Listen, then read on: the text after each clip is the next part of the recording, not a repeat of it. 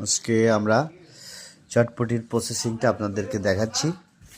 এটা হচ্ছে যে চটপটির যেই সালাদ সেটা দেখা যাচ্ছে, এবং এটা হচ্ছে আপনার চটপটির টক, এটা হচ্ছে ডাল, এটা হচ্ছে ডিম। আশা করি আপনাদের সবার ভালো লাগবে এবং সমস্যা নাই। একটু পেঁয়াজটা দিয়ে দিলাম এবং সেই স্বাদ হবে।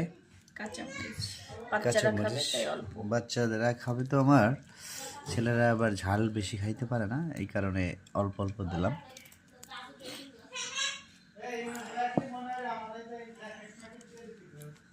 আমরা বাটিতেই ডিম দিয়ে দিলাম।